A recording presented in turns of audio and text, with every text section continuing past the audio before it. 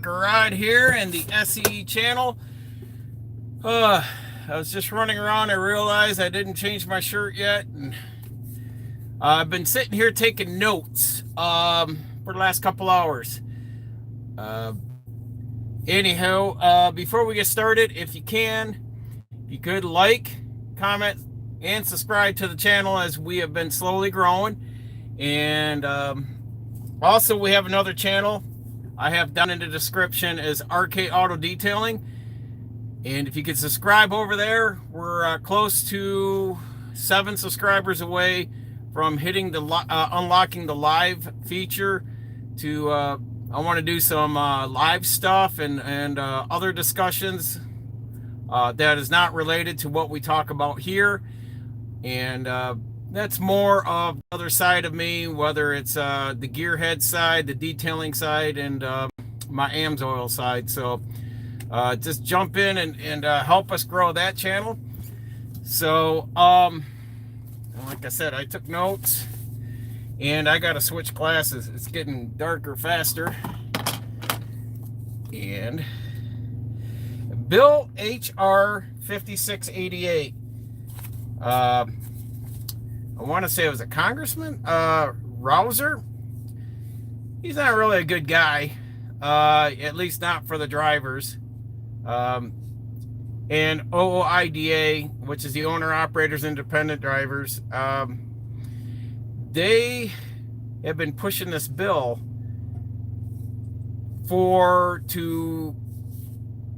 I want to say, stop the non-domicile issuing of license. Here's the thing of what I've gotten. This 5688 will not get rid of the non-domicile for foreign drivers. Now, the non-domicile drivers, it only should pertain to American citizens, not foreigners, not non-domicile that have came over here from another country. They need to come here, obtain citizenship.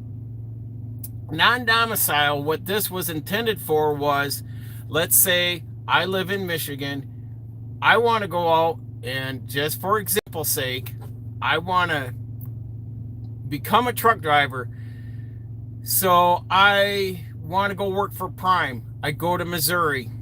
I need to, and let's say I'm fresh and I need to get a license. I go to Prime, they train me, and I get my license through Missouri because I got trained there. And of course, I've got to sign my contract and then do my time there at Prime. Therefore, my license is a non-domicile, even though I am resided in Michigan, but I obtained my license in Missouri. That's the non-domicile. Not these monkeys that are coming over here from India, Middle East, China, Mexico, whatever it may be. That's not what it was intended for. It was not to be intended for the outside entities of the country's borders. So, what the loophole is under regulations prescribed by the Secretary, which is Sean Duffy. The state may issue a commercial driver's license to an individual who operates or will operate a commercial motor vehicle and is domiciled in a foreign jurisdiction or in a state that does not issue commercial driver's license. So with respect to applicants domiciled in a foreign jurisdiction other than the jurisdiction specified in clause, the individual has lawful immigration status in the United States. The individual possesses a visa determined by the Secretary. Here's the underlying part. A visa determined by the Secretary to be directly connected to a legitimate, underlined here, employment-based reason to hold a commercial driver's license. I'm going to get to all these underlying. I have put this in the community post. All this stuff I'm reading to you is in the community post. So you can go to it. The state confirms the applicant's lawful immigration status before issuing, transferring, renewing, or upgrading a license issued under this paragraph.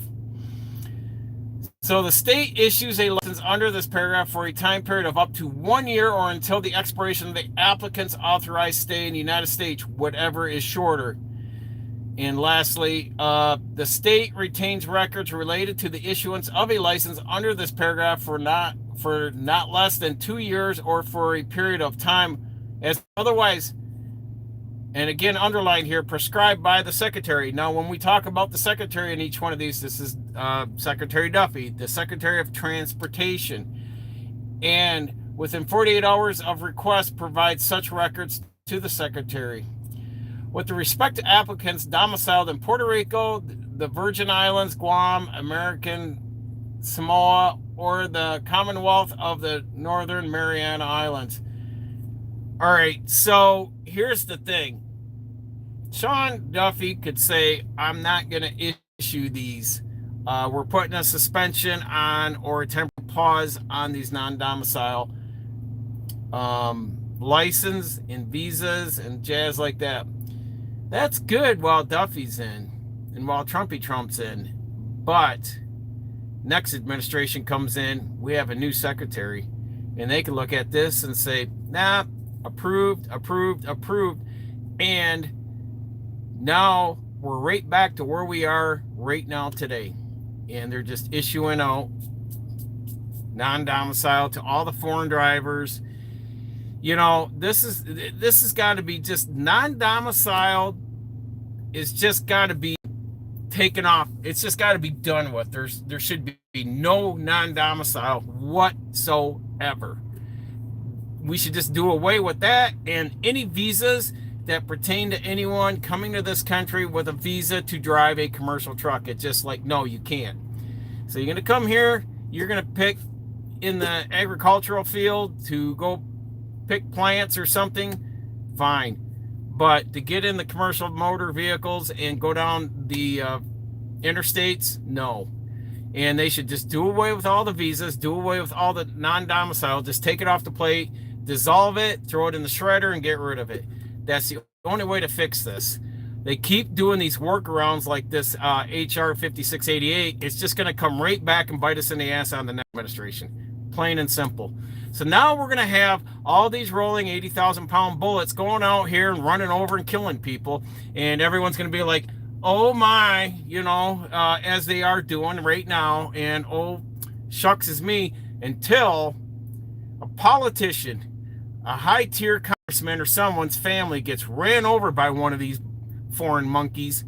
And then it becomes, oh, geez, you know, what was good for thee but not for me type thing. Now it's like, oh, we should take affirmative action on this. That's how they're going to view this. And that's what it's going to take. Because someone was asking me yesterday, what would it take? And I said, it's going to take the people that are up here, you know, maybe Gavin Newsom, maybe his family needs to get ran over by one of these foreign monkeys. And boom, you know, all of a sudden, oh, we're going to take affirmative action, and then laws are going to move quick, fast, and in a hurry because it's good for them, but doesn't matter for the rest of us plebs. So that's the way they look at it. We're always going to be beneath these politicians. They don't care about us, plain and simple. So I'm opposed to the HR 5688 bill. I would push back against it. And lastly, I would not ever do a membership or support anything to do with the American Trucking Association, ATA, nor would I do anything with OOIDA. They just take your money and they do not represent you. Broker need to do something too. They are greedy nowadays. Yes, the brokers are. And right now, because of what is going on, brokers are having to, before they release the load, what do they call that? Where they give the load to the carrier, they ask to speak with the driver that is going to be pulling that trailer where that product's going to go on. And that's one thing the brokers have been doing. The other thing is insurance companies now are stepping up saying, you know what, we've had way too many nuclear verdicts. And these guys are just playing bumper cars. They're in a demolition derby out here on the interstates with these foreign monkeys. So the only way, insurance companies are like, they are auditing the carriers they're insuring and saying, look, if there's a non-domicile license in that group, they're like, get them off. They're get them off your payroll, get them out of that truck, or we drop your coverage. So that's the other thing that's been going on. So that's a good move, but this bill is kind of, 2 steps forward and a step back. And that's what this bill's doing, is just taking us backwards. And because these politicians have never spent a day in the truck, yet they write the laws and tell us what to do because they know what's good for us. So they assume, any more than politics. When I was on the healthcare side, politics, practicing medicine without a license, and telling us what's good for us, any more than the scamdemic of saying, the jabs were good for us. They know what's good for us. And no, I anything to do with bureaucracy and politics, whenever they open their mouths and blah, blah, blah comes out, do the opposite and you always win. DeSantis said that best. He goes, how am I making Florida so much better? He goes, well, I just follow the cheat code. Whatever New York, Illinois, and California does, do the opposite and you win. So, hey, that's just it. Whatever politics tells you, they're going to lie to you. They're always going to lie to us. Just do the opposite. Which leads us into this other discussion I want to have tonight. And is time and getting in business. The economy's bad. People, this last weekend they had the big protest around the country, blah, blah, blah. People, are putting up, they're going out and getting their crayons and their little construction paper, going out and woo, woo, woo. Like, good for me, do everything for me. Like, these people are out there screaming because they want. These are takers. They're never givers. And they will never contribute to society. They will never give back. But they will take. And this has led to a lot of thinking on my part of, the one thing I said, someone said, what would mean the most to you? And I said, right now, time. And a lot of these folks are not really upping their skill sets. They've gotten their basic fundamental education or survival mode to get by in life, but they'll never progress. They don't know how to do critical thinking. They don't know how to apply common sense when and where. And these folks will never find a solution to their problems. They're always going to look or stand in the street and protest because they want someone else to fix all their life's problems, whether it's health, money,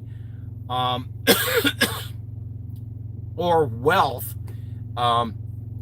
They wonder why people like, and I'm going to use an example, Jeff Bezos started Amazon, 25 plus years ago out of his garage, and his parents took a second mortgage out on their home and funded the startup of Amazon out of his garage. And look where he's at today. How many people would do that today? How many parents would step up and take a chance with their child? Is their child, knowledgeable and critical thinking enough to be hungry to drive a business as such to where it is today? Granted, like he said, Amazon's not going to be here forever, but he's built something pretty great. And then people look at it, well, he should give us his money. I find that funny when people are like, well, those people should give us their wealth. Well, a lot of them then started from little to nothing, even Elon. And, love them or hate them or be in the middle, it doesn't matter. But you got to look at their roots to where they are and say, you too, I myself can be there, but it's all about doing the study, putting the time in to understand the industry you're trying to build and build it. And it's just like trucking. You're gonna have blood, sweat, and tears. It's 7 days a week. It's not everyone takes the easy out in America. Go get a job at a company because they think it's the safe, secured way. But I've said this in the last live stream. Working for a company does not secure you anymore. Ask a lot of folks from Detroit in the 70s and 80s. How did the auto industry play out for them? Did it work out for them? When they plant closures that moved to Mexico, my stepdad retired from Buick, and a year or two after that, they closed up 3 miles of Buick City in Flint, Michigan, dried that whole town up, moved it all to China. Is that the safe, secure way to go? Or are you just gonna, well, if they close up, I'll just go down the road and get another job? When everything dries up, what is the next job? Do you start taking pay cuts and you start changing trash can liners at McDonald's? So these people have just, toting along with their protest signs, wanting, but never contributing or giving back. It's just, useless. And let's just get off that subject. So time. Someone asked me what's the most important thing? Money, material things, would you like a fancy car, maybe a classic car that you can't get no more? And I said, no, time. Thing about time, we can't ever get it back. Every day means something for me, for you, for my family, because every second, every minute of every day you've got to use that, because you're never guaranteed tomorrow. You can't rewind and go back in the time and get back that time. You can plan ahead, but are you guaranteed to wake up and be here tomorrow? Time is the most important thing. And I've heard it from some of the biggest people, from Tony Robbins right on down to billionaires. And they said time is the most, even Warren Buffett said that, time is the most important thing. You can't get it back. It's going to march forward. When we're born, time develops us as we grow. In our, infancy, teenage, young adult, midlife, time develops us, creates and molds us to what we become. Also, time deteriorates and destroys us. It kills us. Because time, over time, you get old. And from what it developed you to, it takes it away. And then you become crippled, elderly, and maybe Alzheimer, and then you die. And that's the thing about time, from start to finish. And you have to cherish every day and with time. So keep that in mind. What are you doing with your time? Are you developing and making something that will become progress into making yourself more successful? Or are you just sitting on your butt doing the bare minimum at your company job, going home, drinking, watching, Saturday and Sunday afternoons, just watching football and deteriorating and maybe coming up short in life? That's the thing about time. And you have to, you have to structure it. You have to be very aware of what you're doing each and every day, that is it worthwhile, that you're not pissing it away. So that's the best I could say. And I drew a line in the sand. I told my spouse, and I drew a line in the sand, and I said, I'm buying back my time. And as this develops and goes on over time, you will all see that. And right now, we have made progress on the direction that we want to go. We want to do something more with our life. We want to be in a different state and a frame of mind than we currently are in. And with that, I said, I just want to buy back my time because other things are more important than just having the big house, the fancy cars, or the material things, because people deem that as, a status of look at me and look how successful I am according to what I have. But in the end, if you were to have all that, say Elon or Jeff Bezos dies tomorrow, well, they left a legacy by starting a business, doing something. But if they hadn't done that, then what did they leave behind by wasting all that time instead of doing something that was going to be successful in developing that others could also use, and I want to say also profit from, but become more knowledgeable from. So time is very important, and we must be very aware of that.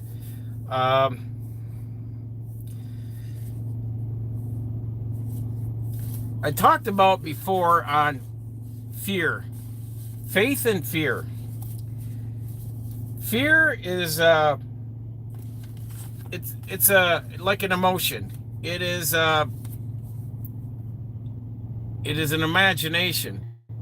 It's something in your mind that people fear failure. When I say start a business, do something outside of what you normally do to become more successful. You have to get out of your comfort zone. So much of America gets complacent because they've gotten in a routine. A lot of their daily work ethic is routine. And when that becomes in such a way, you get complacent, you get comfortable. You get comfortable, you don't want to feel the pain nor the stress of doing something different, something outside of what you're normally trained to do. And that's something I've taken on over the last 26 years. And people fear failure due to rejection and not enough. Due to rejection, saying that I'm not enough. You can always make it if you care more than just the money or business. You need a purpose or mission to know it's there. This will drive one through the times of disappointment. Secret is do you let disappointment destroy you or drive you? If you turn disappointment into drive, you will always win. And get this straight.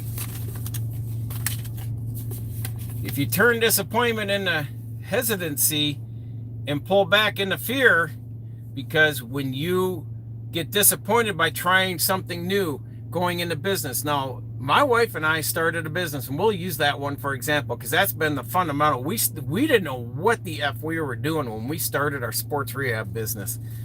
And we were learning as we went, and we look in hindsight.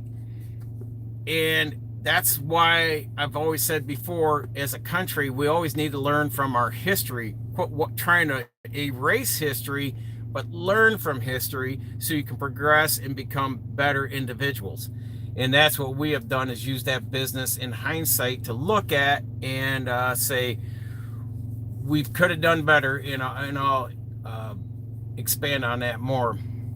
But when you feel disappointment or maybe towards failure, or like the business is not going your way, you pull back into fear and then you give up and you walk away.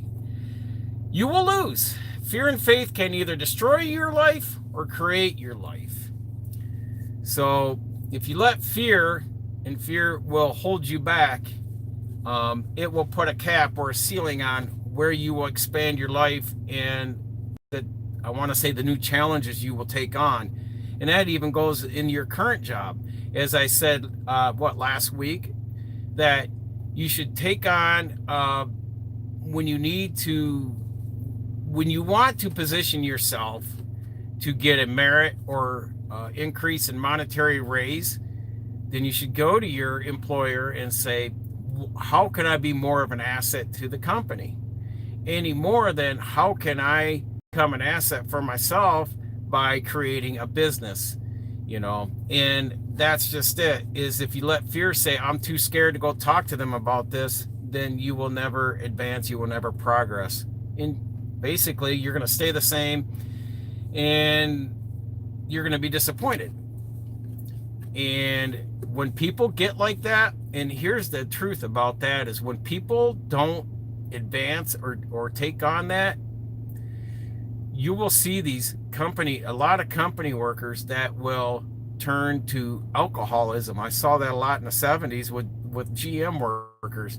They were notorious for drinking a lot because they were miserable doing the same repetitive job every day. And it just got to be where a lot of the GM workers in my neighborhood were absolute alcoholics and wife beaters. So fear and faith can either destroy or create you. Fear and faith, they're both your imagination. Fear is imagination undirected. If you don't direct your imagination, it's like weeds. They'll grow automatically. You don't need to grow them. So the weeds are, if you don't direct what you're going to do in life, if you're not going to take the initiative to go after and structure and plan, trying to advance yourself to be successful, then the weeds will automatically grow, which means your laziness. You're just going to just take whatever mediocre job that, whatever purpose you could serve for the company or an employer. So that's my take on it. Nature of the brain is about survival. If you don't take it over and direct it, your brain goes into survival mode. It will take over into such a mode that will hinder you from becoming successful. Faith, imagination is directed. You decide what to imagine. You decide to see the victory over and over. You create certainty, which turns into taking actions and learning the lessons on where you want to go. Now you have to draw a line in the sand where you'll change your own identity to something greater than just basic get-by knowledge and skill. So you need, once you have a direction, for me, and I'm gonna expand on that. 25 years ago, I drove truck for 12 years. It was the same old. It says, this is good as it's going to get. And I was just depressed, bummed out, and miserable driving truck. I said, there's got to be more to life than this. I said, now they got the trucks running automated. You could train a monkey to drive one of these things. Well, no, we already got the foreigners here driving them, and hell, they don't have no skill sets. So I wanted to do more with my life. That's when I decided to go to school and become a doctor of chiropractic. I wanted to be a chiropractic sports physician. My dream and goal was to get into a major sports team and, do great things and just be out there in the limelight with my business, dictating when, where, and how I was going to work, how much money I was going to make, all determined on how much effort I was going to put into the business. So that's just it with that is what I was saying there is the get by knowledge and skills. I wanted to do so much more with my life than just, now where the hell was I at? I know I'm not there. 4, 5, 3, 4. Where's the other one? There it is.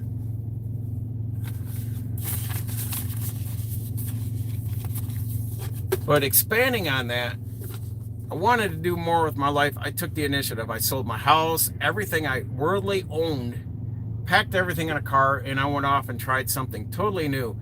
To take a welder, mechanic, truck driver, equipment operator skill set and say, I'm going to go to school to be a doctor, was so far-fetched that I had family laughing at me. They were all taking bets that I would fail and wouldn't make it past the first semester, and I proved them wrong. Would I have finished chiropractic school? Yes. But the biggest thing that got in the way, or I want to say was that got in the way, But the biggest hurdle that hit me was I had a child that needed me, um, and I was given instant custody of him. And my colleagues said that if you bring your child to school, you're on your own. We will not study or work with you, because most of them were very self-centered and egotistical in such a way that I was not going to get any help. And I wasn't asking them for any help, but I got a lot of pushback. That's the problem when you go to school with doctors' kids. So, and I was a older student. The average age was 23, and I was like 34, 35. So therefore, I decided, or 33. Yeah, I was 33. That was 25 years. Well, it was 24 years ago. So 34. So anyhow, I made a decision to fall back on my bachelor's degree, work in healthcare, and at such a time when he graduated high school, my wife and I would then go back. She would work, I would finish school, pick up where I left off, and then, become a chiropractor. She's going to be a medical biller. We had it all planned, and then her health took a turn, and we put that on pause. And I said, well, we're past the point of no return, so I didn't want to chase that dream anymore. And COVID kind of woke me up to how this country viewed healthcare workers. So I definitely watched that one for sure during COVID. But in 2021, the start of meeting with some entrepreneurs has allowed me to take on, how do you want to say, knowledge and study of ways to start business, scale, make money, and I can work from home, take business trips, and I don't have to be a slave to the employer in due time in the future here. And I can go into my 70s, and this will be into my 60s, but in my 70s, I definitely plan on continue working. Retirement is just I want to say it's a narrative that's pushed upon Americans, that you got to retire at this age, you got to retire. Well, my mind, I want to keep it going. I want to keep cash flowing. I want to continue to work and make money. Look at Warren Buffett. He's in his late 90s. Charlie Munger, his partner, was 99 when he passed away. I mean, why can't you be out there still working and making bank? And when you make that money, you obviously need to have a system to where you can invest it and allow that money to expand and make more money for you.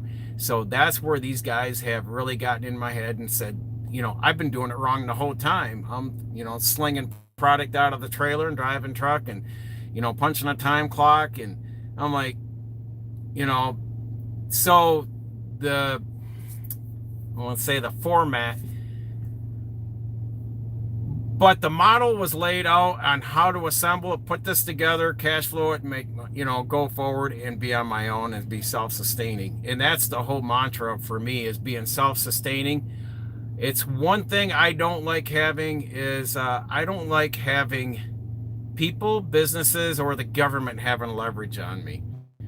I would rather drive an old piece of crap than have the bank have leverage on me. I like to get rid of my banknotes, and that way. And like right now, the biggest thing I got is my last. We've paid off so much of my student loan, like it's like 75-80% paid off. I got a little bit left, should be wrapped up by this time next year. And once that's done, I said, we're going forward. We're going to be rocking and rolling and just tearing it up then, because all our money is going to go into so much into investments, so much into reinvested in our businesses. And, to start positioning ourselves to be out of trucking and into a way that I can have more time to buy. And starting these businesses is buying back my time to give me my time to be home and do things I like to do at my own pace, and not be at the mercy of someone else dictating when, where, and how, and of course capping how much I'm going to make. kind of getting off track on a few subjects, but so it's not just the patterns of a business, but the patterns of you. This includes the patterns of your partners in business for growth. Um, as you develop and I want to say become more knowledgeable and experienced in business, you're going to scale up. When you scale up, you're also going to bring in people to help you grow. Obviously, you can't be a one-man band all the time. You're going to delegate stuff out unto others. You're going to bring business partners in. You're going to want someone that's like-minded, but you're going to recognize patterns, and you're going to want a certain pattern that's going to go into that area that you're delegating that person to take on in your business. So that is, sometimes you and your partner can have the same vibe and energy, and they bring a little bit different to the table. Maybe they are good at working with people, so you put them in a managerial position to take on employees and keep them in line and keep them managed and all that. Maybe you want to scale and grow and expand the money of the business, but you're not all that great at it. But this guy over here is a great entrepreneur and knows how to just go forward and with so much enthusiastic and energy. You bring him on or them on, and you partner with them, because those are the kind of people you need to bring. People that has the energy that you're looking for to move your business, because it's always about growing and progress. Because if you don't innovate to grow your business, growth is important. Then someone in the same field, in the same business as you, will grow and outgrow you and stomp you out of business. We've seen that many a times. Look at retail. I grew up, the big stores were Sears and Roebuck, JCPenney, Kmart. Where are they now? So people like Amazon and Walmart have come along and stomped them out. Target. So you know that you've got to be always innovating and growing. You can't just say, boy, I want to make $1 million a year. And when you get there, you're like, hey, that's great. I'm right here. I'm making $1 million. I'm comfortable. And you don't do any more than what you did to get there. You don't innovate and implement growth, and through marketing or delegating in new people to expand your business will die. So I'm bringing a lot of this into you folks because these are things I've learned through a lot of these people over the last few years. That is a lot of this information, a lot of the psychology knowledge and all that was something I didn't have when we started our sports rehab business. So you always have to grow in business. That growth is progress, which makes humans happy. So progress is like anything. When you don't see progress happening, you get frustrated. You start second guessing everything you're doing. So it's like, for example, weight loss.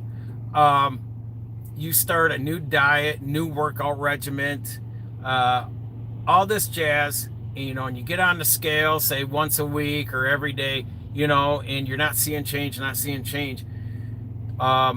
You get frustrated. What do people do? They give up. They stop doing it because there's been no progress. So, but people get more motivated, more hungry when they start seeing their clothes are fitting loose, their sizes of their clothes are going down, their weight loss is dropping on the scale. That's progress. You know what?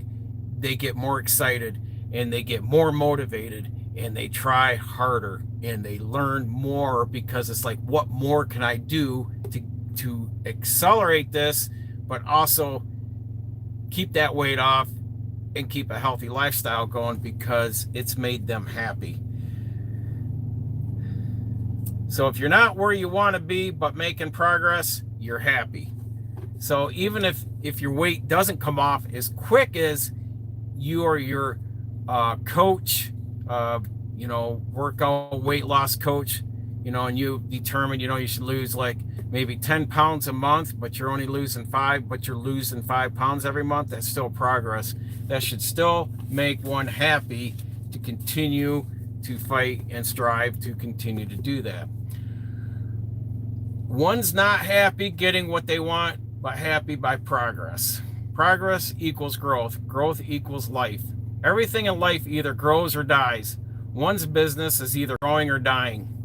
Business growth then magnifies one's persona, character, as your business progress and is growing. You will see the difference in that person. I'll bet you, if you bet Elon when they were teenagers, young 20-year-olds, or Jeff Bezos, I'll bet you their character, their persona, far different from then to now, going through the changes of growing a business to the magnitude that they're at. The way they hold themselves, the way they talk, they have, I want to say, oh, my wife and I joke about that sometimes. I said, they become bona fide. I've always joked with my wife. I said she cruised the apartment complex, didn't find that bona fide man, but he looks like a project. I'll put up with him. So, and I was a hot financial mess and a project, and she was the only one that stuck around, and she has been the catalyst to where my certainty is right now with our businesses and where we're going in the future. And she had a medical procedure on Friday, and we talked about, and we've had these discussions in the past about, what happens if something goes sideways during the procedure, and though every procedure that you go in, rather, you say it's not a big deal, things can still go wrong, changing a tire on a car, but, there's always risks to be involved. And, do you want them to resuscitate? Like DNR, do not resuscitate. And I said, no, you're not going in sickly. You're not going in with a bad heart, any jazz like that. It was just getting us that device we had put in last year in Texas. They had to remove it. So I said, no, I need you around, because I wouldn't be where I'm at today if it wasn't for you, because you've been my biggest cheerleader, encouraging me and pushing me along to get involved with things that I know nothing about, but I'm learning them, I'm studying them, and I'm getting involved with them. And it's going to make us way more successful than just sitting and being complacent, holding the steering wheel and driving the truck. So therefore, I said, cool, this has been the coolest person that's ever stood by my side, ever. And I never got that before. And I could go on and talk about someone else that was totally opposed to me going to chiropractic school, but I won't get into that. It was, it's one of those, I put my mind to it, I get good at it, I become successful at it. And that's the truth. And I've seen that already in 2 businesses. So,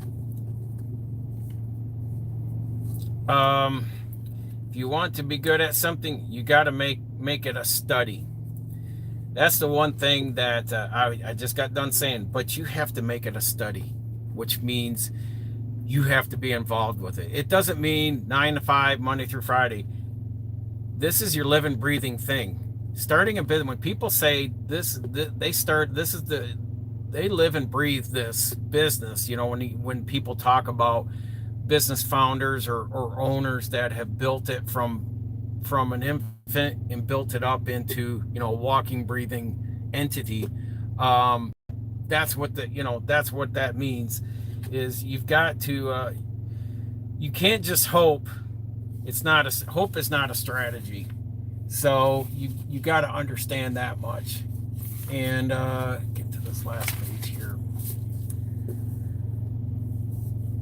When your business is small, you're the most important person there, and I've always said that, but as soon as you scale up, one thing you have to remember, and it's the same for being a company employee, is you may be with a small company and it grows, it gets bigger. There's going to be more people coming in, people with similar skill sets and qualities that you bring.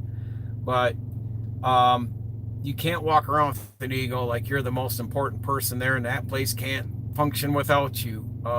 Yes, they can. And as soon as you scale, you should learn to become part of the system, part of the team that functions to make the business operate and grow. That's what I'm talking about in your own business. Even though you're the founder and owner, you too have to become meshed in with the people you've delegated, your employees, your partners, to be as one growing your company. You can't sit out here with an ego that this place can't run without me. You got to take that mindset. How many companies have turned on their founders and kicked them out of the board has kicked them out, and then they're sitting there like, I started this out of my garage and, here I am and you guys are kicking me out. Yeah, because you've gotten so self-centered, so egotistical or narcissistic that, the company won't go to a certain point. We saw that a little bit here with this company, where a lot of the old people at arms, that were running the business were in their old ways, and there was a few of the females there that were chomping on the bit and ready to push this company to the next level. That's what really motivated me to not leave here, at a certain point when I wanted to pivot and go do something else. And I said, I'm kind of curious on what these girls are going to bring. So yeah, there's all females up front running probably 9 out of 10 females running the show right now in the front office at the company I'm at. And it's a distribution and trucking aspect. And I will tell you, I said, I'm curious to see where this is going to go. So let's stick around and watch it happen. And I told them that. I said, I'm just curious on where this is going to go and see how you guys are, where you want to go. And they've reached out a few times, not all the time, but just a few times, and said, what do you think of this, this, and this? Because you bring quite a bit of experience. And I said, well, I give them my opinion, but that's it. I don't beat it in the ground. I get frustrated when I see decisions made, but I also got to remember there's other facets of this company besides what I'm looking at on the logistics side. There's a sales force on one side, there's a distribution and warehouse on another side, there's customer service. So there's many aspects that it has to be taken into an account. So that, keeps you grounded and keeps you thinking as far as with these guys. So once you scale, then you delegate responsibilities out. If you're not all in, then you get out. And what I said earlier, you got to be all in when you start a business. You can't be half-ass in, half-ass out. You've got to be all in, and this is more than just a 9 to 5, 5 days a week. This is going to be 7 days a week. So when the day comes and I leave trucking and I'm on my own running my businesses and we're doing our thing, this is going to be every single day that we're going to be living and breathing this. I'm going to have to set my alarm and get up just like a regular job. I'm going to have to, get on top of things, whether it's, building out a studio, and there's going to be, I'm already in my head building out my studio and how I want it to be, because I've got so many fingers, so many different companies under the parent company that's going to be happening. So, and I'm going to have to delegate. I got to delegate I want to say people that can direct me in investing money that's going to minimize my taxes I pay. So it's going to be a tax strategist. It's going to be people that know where to park capital so it doesn't get so dinged in taxing going in or taxing coming out if I was to borrow against my investments to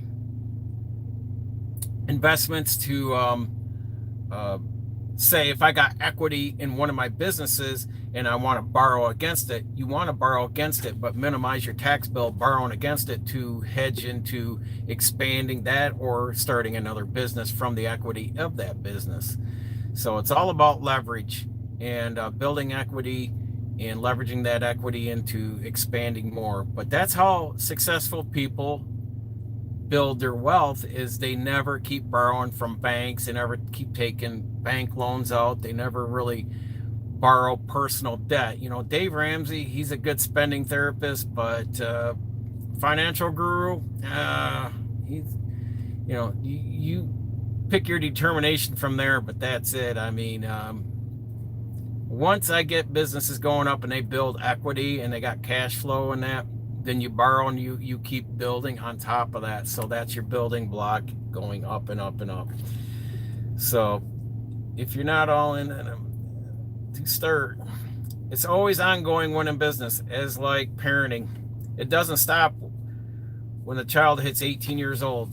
And I'm going to expand on that because I've preached this to my kids.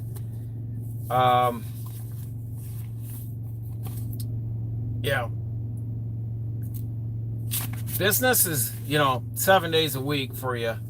Sometimes, yeah, you can be sitting back at home on Sunday, chilling out on the front porch, or out taking a drive or out for Sunday dinner. But things can happen. Phone calls could come into play. Things may have to be addressed. Business is business. It's always ongoing 7 days a week. Parenting is the same way. I've taught my kids, they're 38, 28 years old. And, they've reached out, asked for advice. They've asked for help. And I said, yeah, that's what parenting does. I said, parenting doesn't stop when you guys graduate at 18. It's like, I'm done, over, goodbye. I could be 90 years old in a wheelchair. I'm still your parent. And if I have the means and the way to help you, however I can, you continue to help them as parents. My mother-in-law is 85 years old, and 3 out of 4 of her children are, have medical conditions that one is in a wheelchair. My wife's had several medical surgeries, and the other one's been on disability also, medical disability from his work because of, just orthopedic stuff. So what's that mean? It means that she has, in her 70s and in her 80s, my wife has spent nearly a year, 8 months at their house when she couldn't walk and was in a wheelchair. We lived in a 2-story townhome, bedroom, bathroom upstairs, washer and dryer in the basement, and then the mid-floor. I had to move her in with her parents because they were on a single-level ranch-style house. It was better for her safety-wise to get to the bathroom, get to bed, and all that without climbing or having to work a set of stairs. Her parents helped take care of her while I was working our business then and working the hospital. So I was going for 9 months, I was going anywhere from 100 to 120 hours a week, 7 days a week. I mean, people are like, you can't work that much. Yes, you freaking can. And, sports, entertainment, and all this shit that is sold to you as a lie in this country that you must do to be part of the American culture is the biggest crock of shit I ever heard. And I committed to that business, and I ran that business till I burned out. And then I finally said, let's sell it. I had an offer, and I sold it. At the same time I was making that transition is when the hospital had cut and let us go. So everything fell into play, but then that acquisition and transition in with the sale, I worked with that gentleman that bought it, then lasted 10 months, and then I was let go again. So that's where I ended up here. But parenting, my mother-in-law took care of my wife while I was working. She has taken care of her sons while they've been ill and recovering. She still does. She runs food over to the one that's in a home and independent living. But she runs his meds. gets his food, meal preps, and gets his food for him and stuff, you don't stop parenting. It never stops. And my son has endured that with his mother and said, hey, just because you're an empty nester doesn't mean you just, you get a free pass that you're done parenting. It's always, your kids may run into a life situation and they may need help. They're going to come to you first, to the parents. If they can't, or they don't because you're a man child, or you're just a hot mess as a parent that is in their 40s and 50s, 60s, then your kids are going to be reluctant to come around or spend very little time with you, other than the obligation of the holiday get together and all that jazz. So one needs to keep that in mind. And I want to say I am at the end of my notes, so I'm going to expand on something here. But yeah, so let's see. Certainty is mediocre as S.E.E. So I'm going to finish up. Yeah, there was some left in here. So, like I said, I took a lot of notes. And your psychology has to be your monitor. If your certainty is mediocre, then you better get out. So if you're not, if you're like on the fence, like I don't know if I should or shouldn't, as far as starting a business or like doing something, should I jump off the, should I high dive off the, the cliff or something like that in the water, and it's like either you're all in, you go in, or just get out. You can't be halfway in or out. So that's your psychology. That's your monitor. Don't be on the fence when you have a lack of result. It will make you less certain that you can do it. This will lead to a negative loop feedback. So feedback loop. So just keep that in mind. You got to go all in, and you're going to be certain. You're going to go all in, and what you can't have is the toxic, negative people around you telling you can't do it, you shouldn't do it, stick with what you're doing, and just shut up, continue on. Also know that you should be doing it. Maybe they're jealous or envy because you want to start expanding yourself as an individual and grow yourself. Maybe that person could be your wife, could be your family. Time to cut them out of your life. The other thing too is making money is not bad. A lot of people think that you should serve more. It's like healthcare workers. You should serve. Don't worry about, because healthcare workers get so underpaid. They're underpaid, underappreciated, and always understaffed, especially at the hospitals. I know this firsthand. And with that, you need to understand that, people think, well, you're serving first. It's like, you know what? Money is brought up a lot in gold. Gold is talked about a lot in the Bible. And making money is not bad. If you know how to make money and expand and grow and be a very successful entrepreneur / business person, then by all means. But like I said last week, when you get to a point when you're cash flowing and you have an abundance of money, you should be tithing some of that to give back. But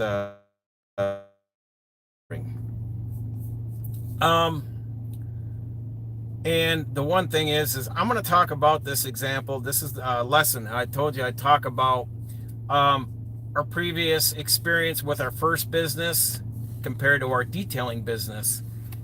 And you got to make a margin to be profitable. Therefore, you don't give away your business. And Laura's our moderator in the chat. So if you can, say hi to her and say something in there. Give her a prop for being there and just keeping things neat and tidy in there. But we took a stance. We started our detailing business in 2021. I LLC'd it in 22. I sat down. It took me a whole Sunday to put together a spreadsheet with pricing going across from semi-trucks, RVs, cars, pickups, the whole shebang on that. And then, of course, when I get the golf carts, you just kind of shoot from the hip, depending on, when I was doing that at the campground this last summer. So you have to have a margin to be profitable. You cannot be so generous that you're going over and above. I did this with our sports rehab. I was giving over and above more than I was charging, and I was burning myself out, and we were barely breaking even. And I just said, what am I doing wrong? And it didn't take long, probably 9 months after I was doing that I realized the prices had to come up.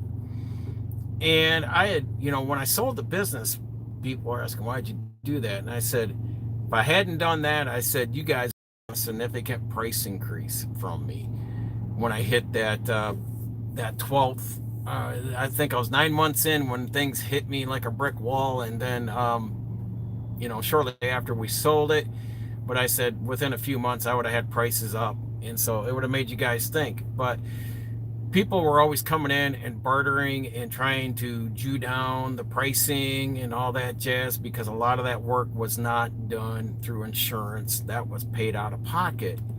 And you'd find out quick, fast, and in a hurry who's broke, and or who's racking a bill up. And it's like, yeah, we can't schedule you till you catch your bill up.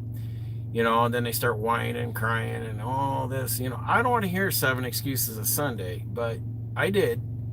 And people were taking advantage, and I was telling you to quit bending over backwards for people. Yeah.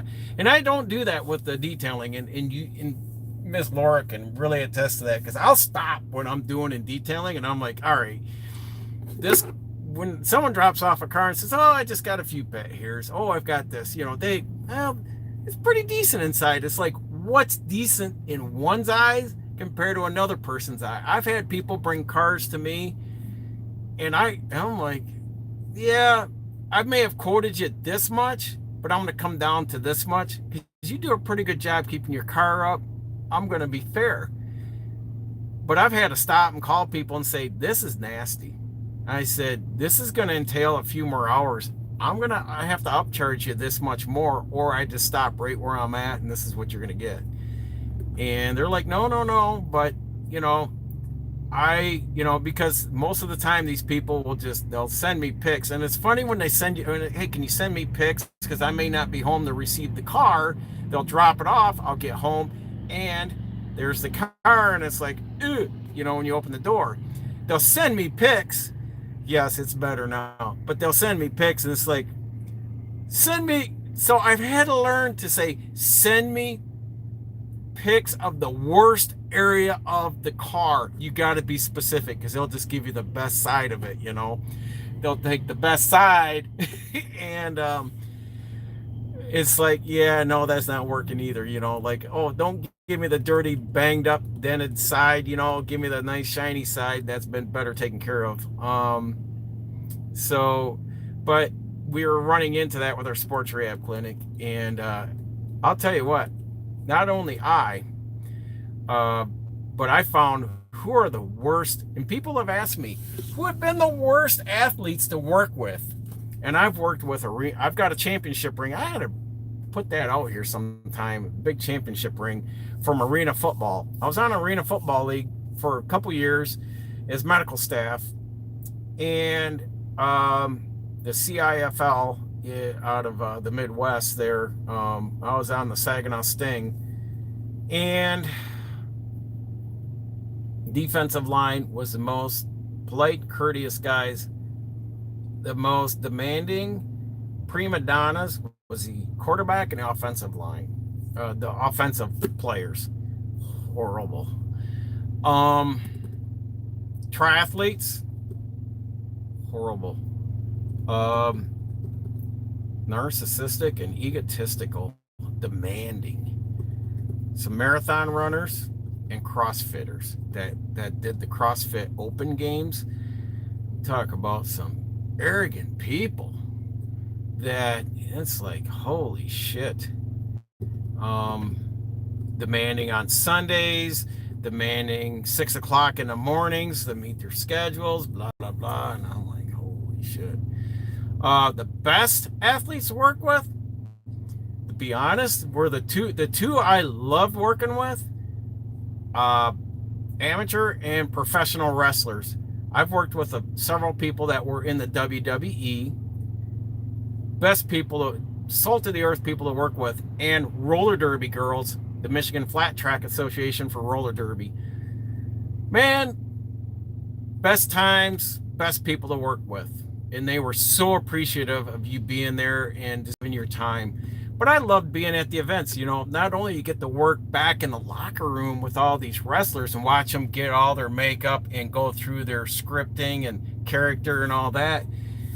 Roller derby is the same thing. I got to sit at roller derby bouts and just watch it. And when they did breaks and all that, go over and check on both teams and, do you need anything? What's going on? Need ankle taping?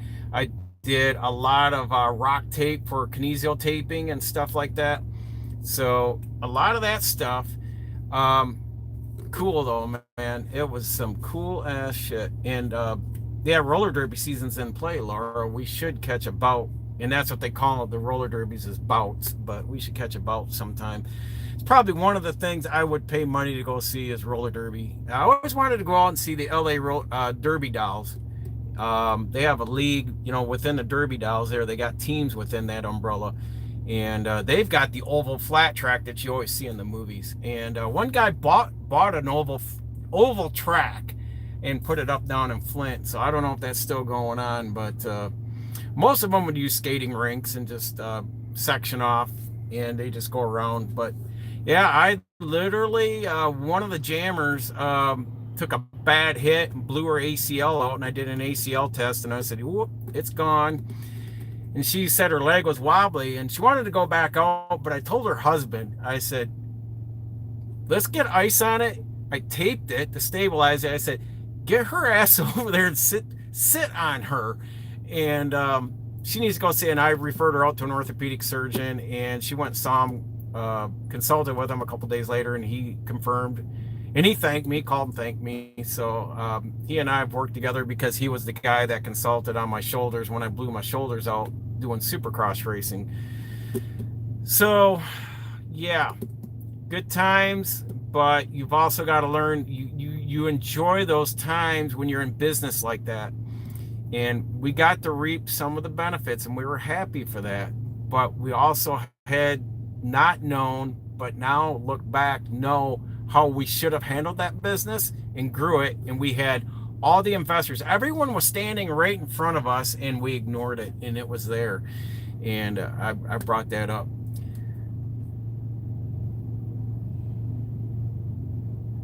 Yeah, you did. You took Iffy to the ER. What did she get? What did she get? Was it an orthopedic or a concussion? Because some of them girls really took a. They take some damn hits. They don't play around. This isn't staged. When you're there and you're watching it, like, yeah, this isn't a fake thing you'd see at wrestling or anything like that. This is like when they get hurt, they're fucking hurt. So I really enjoyed it, and enjoy. I've got a guy that time, and that word time that we started this with. Yeah, that's right. Her ankle. Now I remember, because I remember I had to do the heel locks and the taping on a lot of the girls' ankles. Remember that females, whether in roller derby, volleyball, basketball, and track and field, where they're jumping and running like that and having to pivot, girls have more of a tendency to roll ankles and blow their ACL, PCL, and the golden triangle, the meniscus, and the ACL and PCL. They have a tendency to blow those out because, remember, girls don't have the muscle mass around their knees to give them the stability. So you will see, or soccer. I'm sorry, the number one thing girls blow their knees out on is soccer, because of the quick movements, when they're having a shift. They don't have the muscle mass around to stabilize those knees, like I would have. And they will blow out their knees. And that and basketball, soccer, and then basketball is number two.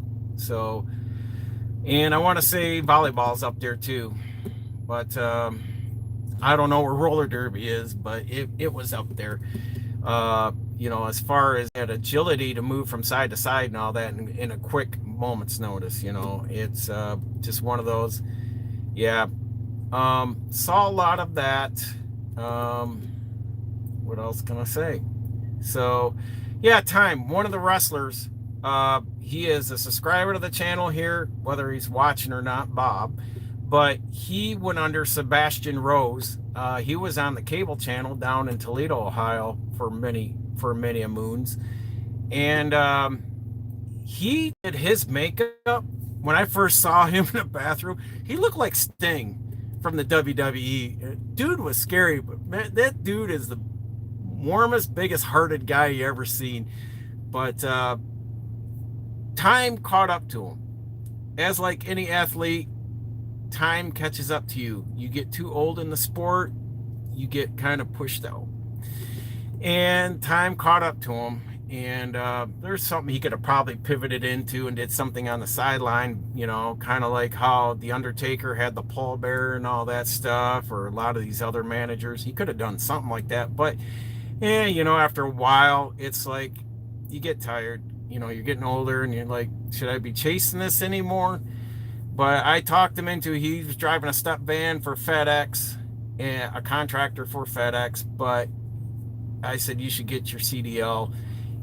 When I was running reefer back in 18 and 19, he did get a CDL. He got out there and he was doing beer. He was slinging beer for a distribution company.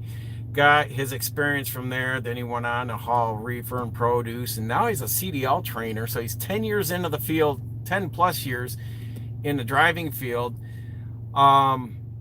And he's a CDL trainer, and he's reached out to me asking me for some job positions. Should I apply for this? And he'll reach out for my advice, and I make sure I give him 110% of my attention and my opinion back.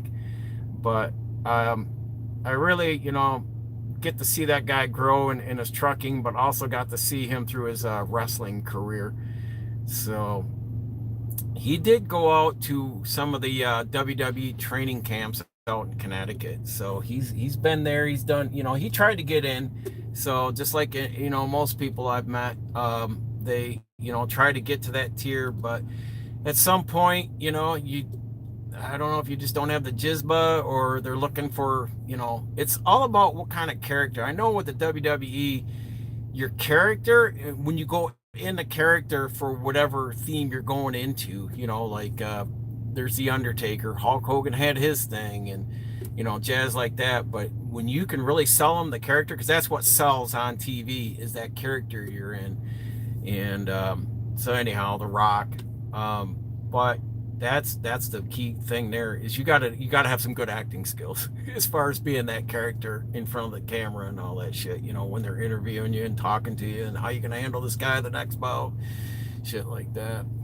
So yeah, so some guy said, man, you're a well-traveled man. You've been there and done a lot of things. And I said, I have. I said, I have not been one that sits still and gets complacent in doing one thing. I said, I've never been a one-dimensional person. I have been very fortunate to get into welding and fabricating, the diesel mechanics, licensed diesel mechanic still, truck driver, heavy equipment operating. I worked on a farm doing a lot of row crops and stuff like that for many years as a teenager, to healthcare, chiropractic, sports medicine, cath lab, stress testing, cardiac rehab, my sports rehab business, traveling with a lot of teams, getting to places where they're having events.